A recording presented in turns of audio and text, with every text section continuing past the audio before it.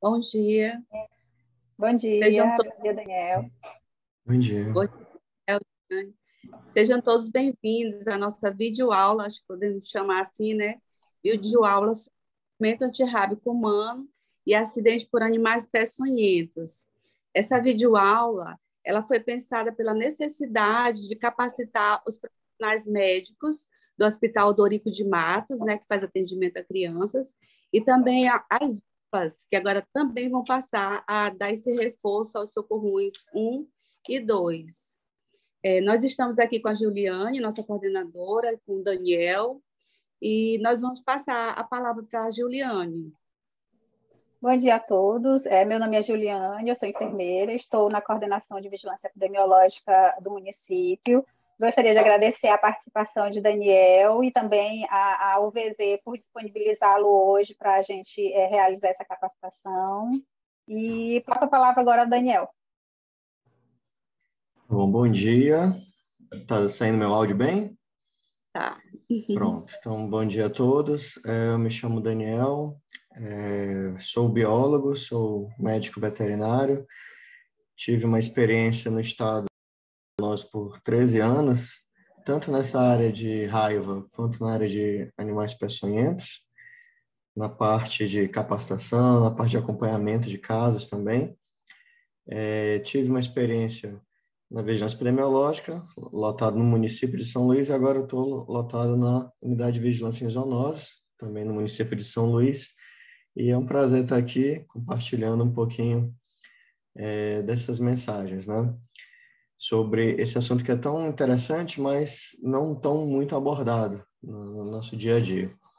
De qualquer forma, nós tivemos momentos presenciais, né, no Hospital da Criança, e se pensou agora em fazer um momento como uma videoaula, né, para justamente deixar registrado aqueles profissionais que não puderem participar presencialmente, não puderam estar aqui nesse momento, poderiam acompanhar o momento posterior.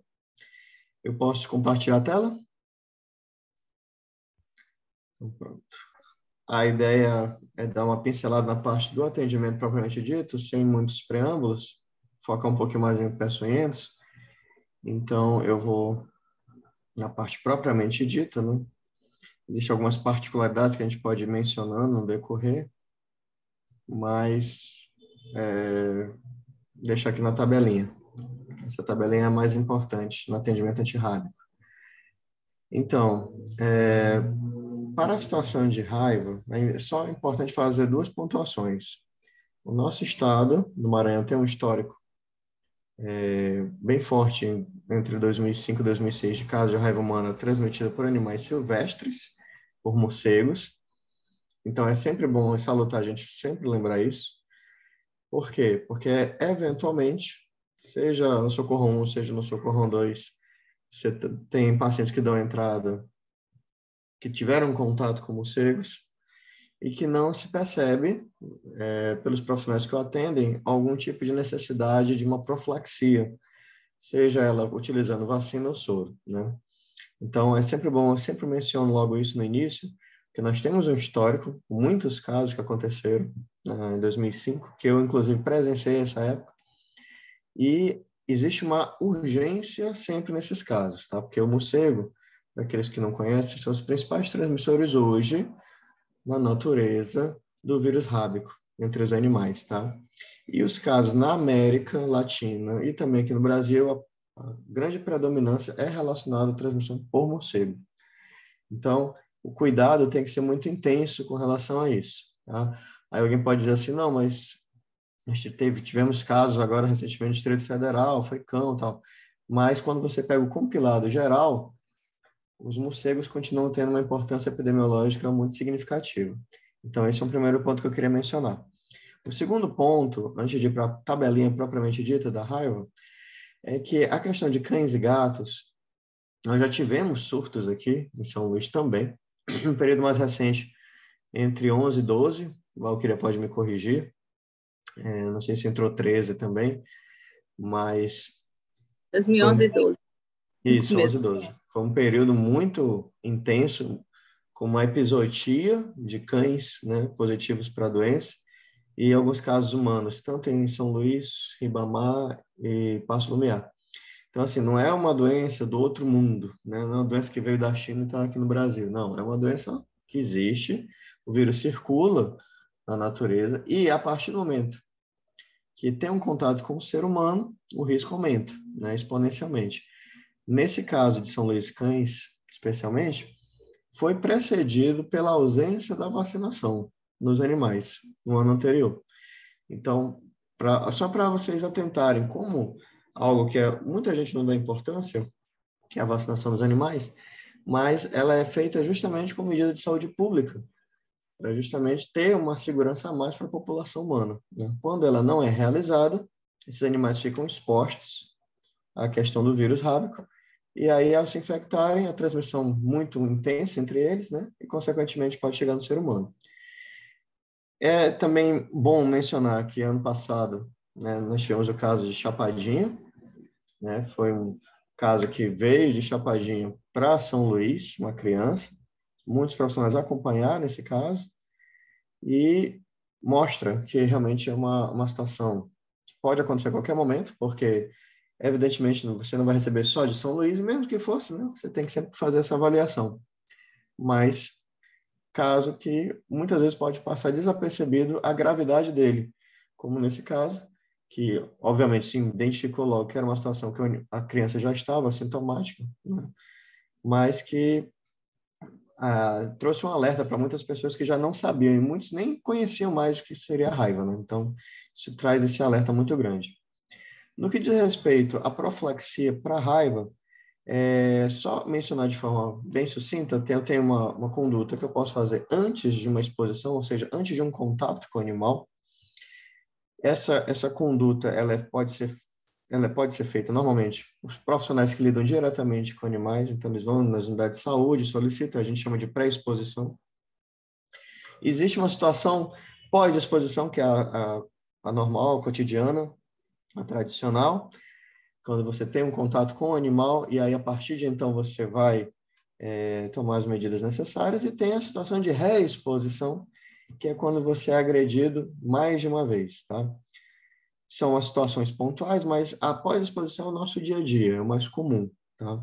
Que alguém poderia pensar, bem, mas se posso vacinar antes de um contato com o animal, por que eu não vacino logo toda a população, né? Então, é uma coisa um pouco mais complexa, porque envolve algumas doses, né? E acompanhamento através de sorologia. Então, isso é uma coisa muito inviável a nível de população, né? Então, você foca em grupos prioritários, no caso, pessoas, né? Que trabalham dia a dia com os animais, como vacinadores, como biólogos, como veterinários, como tratadores, criadores, etc. Tá? Dito tudo isso, essa profilaxia pós-exposição, ela é muito conhecida dos profissionais de saúde. Ela se tornou mais simplificada através de nota técnica desse ano. Qual o número da nota técnica, Valquíria, do Ministério da Saúde? Número 8, 2022. Pronto, a número 8, 2022. Ela se tornou um pouquinho mais simplificada, eu vou mencionar por alto, mas o ponto são duas coisas que a gente tem sempre que atentar quando, no caso, um paciente dá entrada. Primeiro, o acidente em si, né? Esse acidente, ele foi um contato com o animal ou realmente houve um acidente mesmo, propriamente dito? Por quê? Porque o vírus rábico ele está presente na saliva dos animais, né? Os mamíferos, é importante que seja dito isso. Os mamíferos, então a doença é transmitida entre os mamíferos e ele está presente na saliva. Estando presente na saliva, o ato da mordedura do animal, ou propriamente dito, logicamente, da lambedura do animal, vai transmitir o vírus rábico. Então, se o contato foi uma manipulação apenas no corpo do animal, é uma situação, né? Se for um acidente leve, o que é um acidente leve? Algo superficial, pouco extenso, né? Normalmente um único local do corpo. Ou se foi uma lambedura, com uma lesão, né, superficial bem leve, é uma situação à parte, a gente considera como leve. Mas, se houve um ferimento mais extenso, profundo, né? Se houve um ferimento em região que nós consideramos como prioritárias, como terminações nervosas, como cabeça, pescoço, né? Terminações nervosas digitais. Então, isso chama um pouquinho mais de atenção Por quê? Porque o vírus ele tem todo um trâmite, ele tem todo um processo para ele saindo daquele ponto de contato com o organismo, ele, através do sistema nervoso periférico, se direcionar ao sistema nervoso central, já se replicando no organismo. Então, quando ele já está no sistema nervoso central, a gravidade, né, obviamente, é mais intensa. Por quê? Porque o tempo de incubação dele é drasticamente reduzido. Então, isso acaba chamando a sua atenção de uma forma mais intensa. Então, eu considero essas 3 situações. Então, houve um contato, houve um acidente leve ou um acidente grave. Outra coisa, qual foi o animal que agrediu? Que alguém poderia fazer o seguinte, bem, já temos um histórico epidemiológico. A doença existe, né? O vírus circula no meio silvestre. Então, assim, já que é para a gente tomar cuidado, então, o que aparecer para mim, a gente usa logo vacina e soro em tudinho, né? Tem uma forma simplificada de fazer isso. Enquanto muitos optam pelo contrário, né, Valquíria? Não opta por fazer nada, tem alguns que querem fazer logo tudo. Então, a tendência é que, na verdade, você faça uma breve avaliação. Por quê? Porque nem todo caso é grave, nem todo caso é leve. Cada caso é um caso. Por exemplo, na segunda coluna vertical, da esquerda para a direita, tem lá o cão ou gato envolvido nesse contato, nesse acidente. Ele é um animal sem suspeita. O que é um animal sem suspeita? Aquele animal que mora com a pessoa, que está com a pessoa. Foi uma situação de um acidente doméstico, isso é muito comum de acontecer. Se pisa no animal, se manipula com o animal enquanto esse animal está se alimentando, ao se brincar com o animal, mexer com o animal. Não foi uma situação que, sem razão aparente, acontece um acidente. Então, essa é uma situação que sempre tem que ser avaliada. Por quê? Porque, por essa nota técnica do Ministério, se enfatizou bastante essa questão da observação de 10 dias. E o que é essa observação de 10 dias? Que a gente já escutou falar em algumas oportunidades. É quando você consegue deixar esse animal preso, obviamente, porque se ele está em observação, é importante que ele fique em observação preso, porque se estiver solto e ele estiver com a doença, não vai adiantar muita coisa, né? Então, é um animal que ele pode ser observável, se alimenta, ingere seus líquidos, mas ele é facilmente observável num período de 10 dias. Por que 10 dias? Porque entre 3 a 5 dias, antes dos sinais clínicos da doença, esse animal, o cão ou gato, ele libera o vírus no ambiente. E de 5 a 7 dias depois, esse animal, obrigatoriamente, não existe exceção, obrigatoriamente, ele vai a óbito.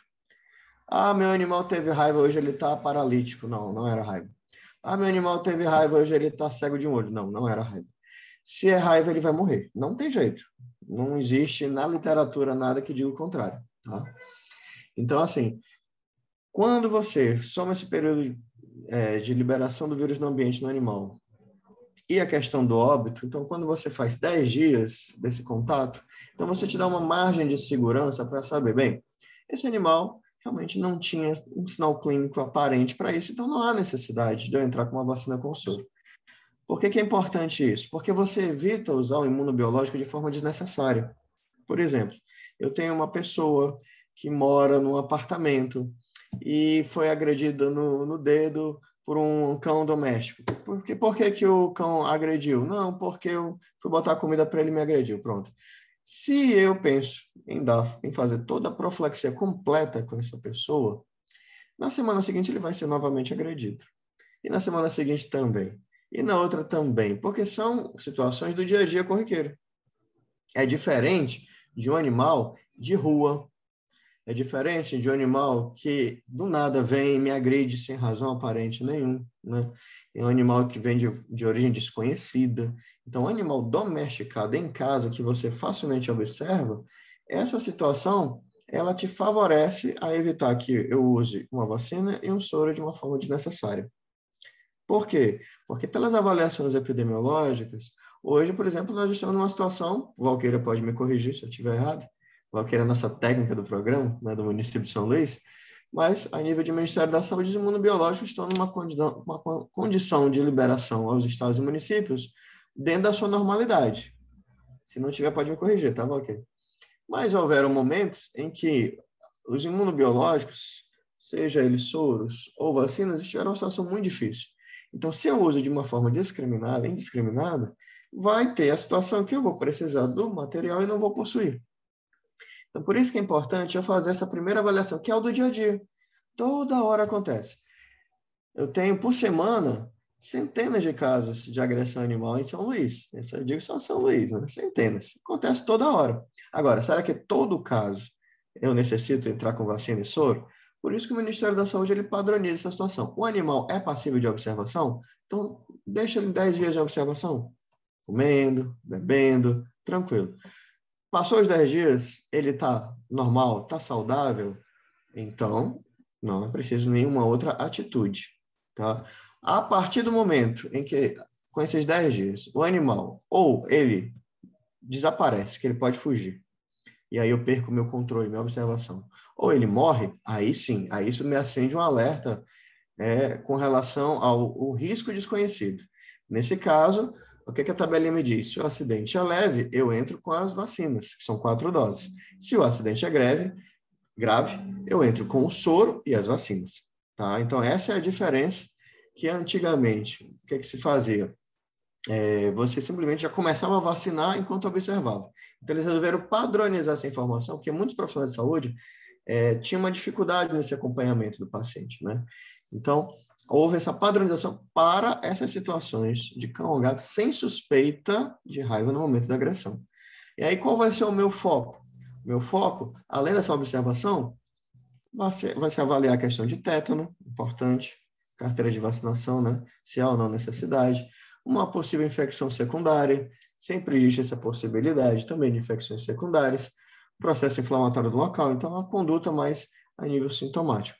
Mas, com relação à raiva, para animais observáveis, e aí eu sempre coloco essa observação, observável, animal preso, porque se o animal é suspeito, ele está solto, qual é o meu controle? Não só para observar, para saber se ele está com algum sintoma ou não, mas também se ele não pode estar agredindo outros animais ou agredindo outras pessoas. Então, por via das dúvidas, eu sempre faço essa observação.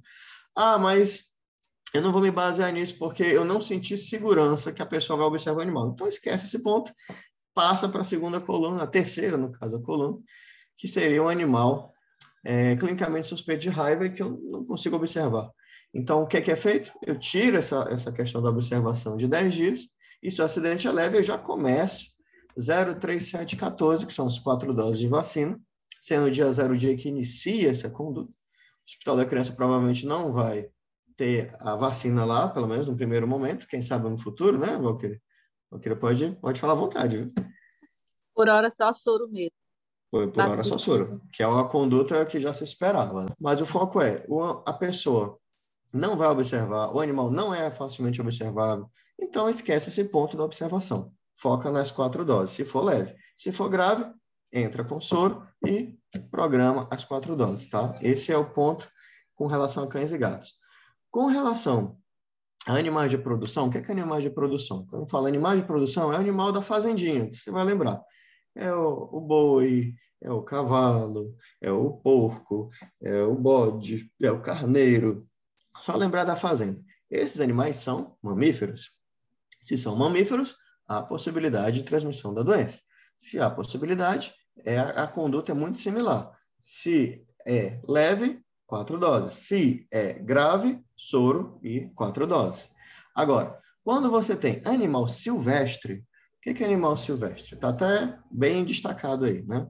Então, eu tenho morcego, principalmente, porque ele, como eu falei no início, ele é o principal transmissor. Quando eu tenho, vamos lá, uma raposa, como foi o caso da criança lá de Chapadinho, uma raposa, que foi detectado depois.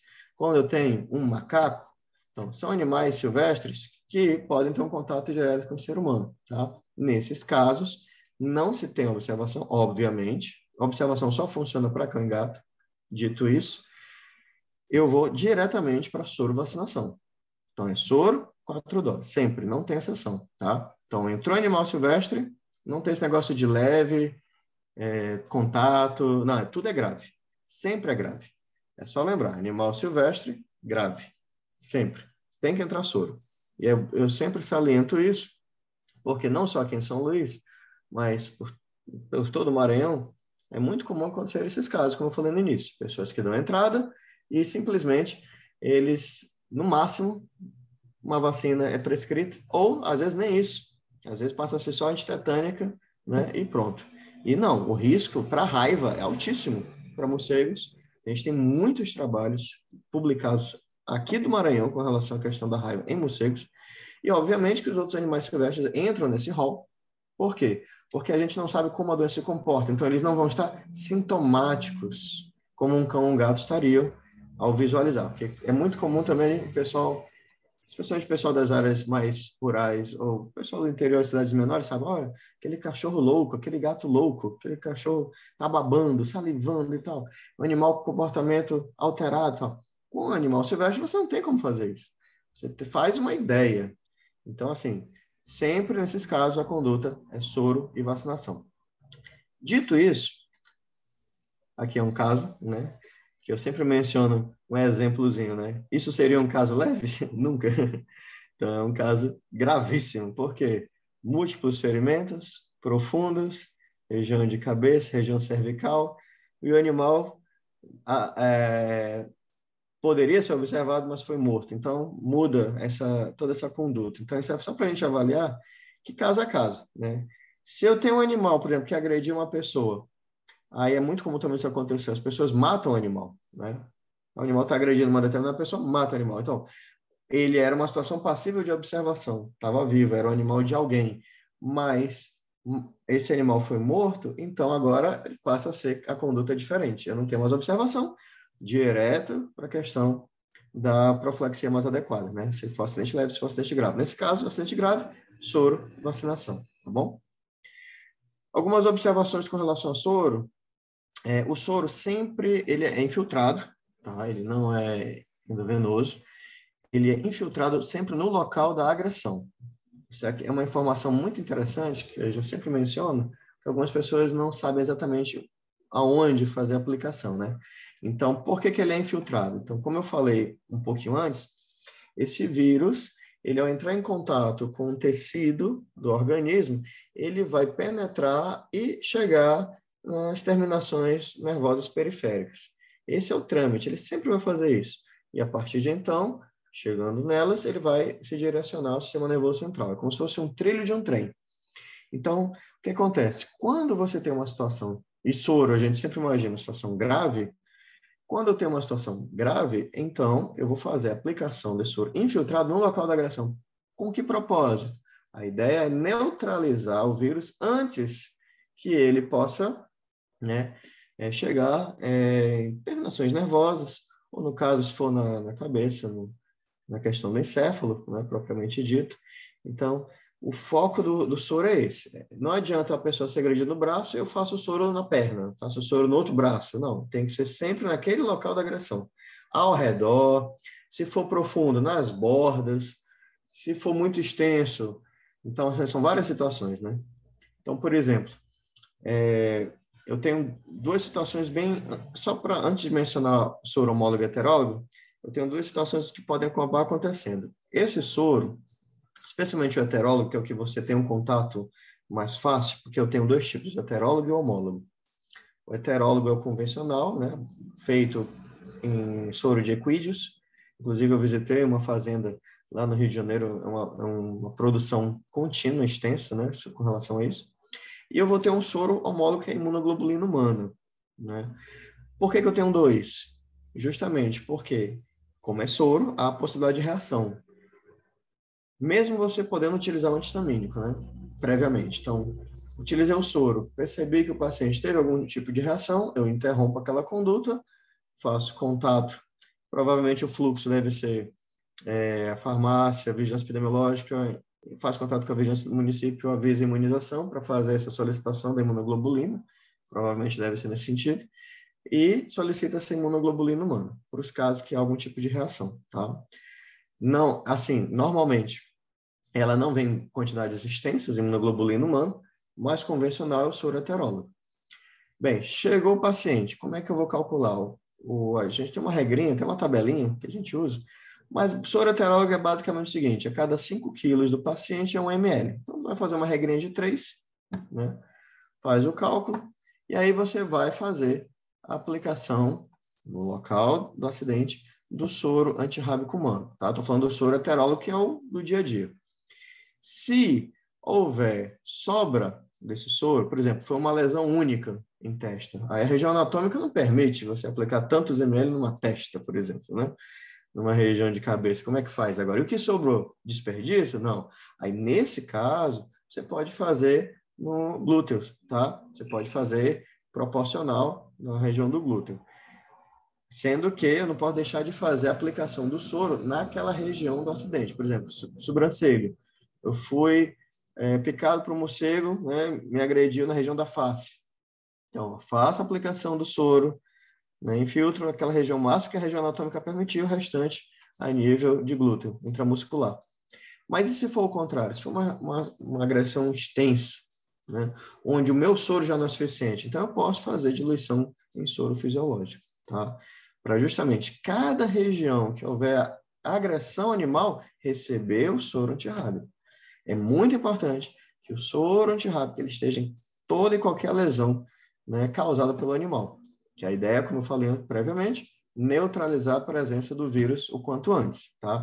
A gente trabalha no que diz respeito à raiva em meses, semanas, mas dependendo da situação, né, são poucas semanas. Então a gente tem que realmente avaliar. E será que essa pessoa foi agredida há muito tempo ou pouco tempo, né? Isso é uma observação que eu posso no encerramento mencionar, tá bom? Outro ponto importante é a questão dos 7 dias, né? Então, pode ser que aconteça que a pessoa procure receber o soro, mas já começou a tomar as vacinas, né? Normalmente não vai acontecer assim, porque quando é grave, a pessoa primeiro procura um local para receber logo o soro, e logo em seguida é encaminhado para a vacina. Normalmente é assim que funciona. Mas pode ser que numa ocasião, vamos imaginar uma situação hipotética, precisa do soro e da vacina, e a pessoa foi no Socorro 1, não conseguiu ir no 2, ainda não tem no hospital da criança, etc. Uma situação hipotética. Não tinha um soro naquele momento, então ele resolveu começar a vacina. 0, 3, 7. Ele chegou a receber a terceira dose da vacina antirrábica, então não se faz mais necessário receber o soro antirrábico, tá? Porque já com a terceira dose a gente diz que já teve um boost imunológico, ou seja, uma resposta mais intensa a nível de sistema imunológico do organismo, e essas 3 doses já vão fazer essa atividade que o soro poderia estar fazendo no primeiro momento, tá? É só uma observação, mas isso pode acabar acontecendo. Então, o ideal é que realmente, nos casos graves, como a gente mencionou, e nos casos com animais silvestres, é sempre bom mencionar isso, porque algumas pessoas vão dizer assim, mas esse caso não foi grave. Lembrando, só esse parêntese, que animal silvestre não tem essa situação de leve, moderado, grave, não existe isso, tá? Então, sempre é grave.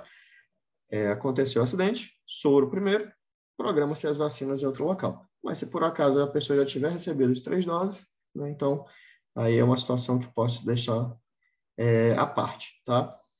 No caso das suturas, né, então aquele caso, aquela imagem que foi colocada antes, né? Então sempre tem uma dúvida dos profissionais com relação à sutura. Não se tem que fazer sutura. Não, tem que fazer sutura. Não se tem. É uma dúvida antiga. Qual que é o ideal? O ideal, no mundo ideal, é o paciente receber o soro antes de realizar a sutura. Mas a gente sabe que em muitos casos eu tenho que fazer uma hemostasia, eu tenho que fazer asepsia, hemostasia, e aí eu já vou ter que fazer a sutura, o soro só vai vir lá na frente, né? Então, nesses casos que a agressão tenha sido causada por animal, o ideal é recomendar que se faça uma sutura com pontos simples, isolados, não uma sutura completa. Por quê? Nesses espaços entre os pontos da sutura, lá eu faço a aplicação do meu soro, tá? É só uma recomendação para que a gente tenha o mais próximo possível daquele local da agressão, onde provavelmente, se houver a presença do vírus, ali vai ter, né, a ocorrência dele numa quantidade maior, né? Então ali tem também a presença do soro antirrábico, tá certo? Então essa é uma questão que pode ser facilmente contornada, só não fazer uma sutura completa, sutura com pontos isolados. Isso aqui eu posso passar, profilaxia reexposição.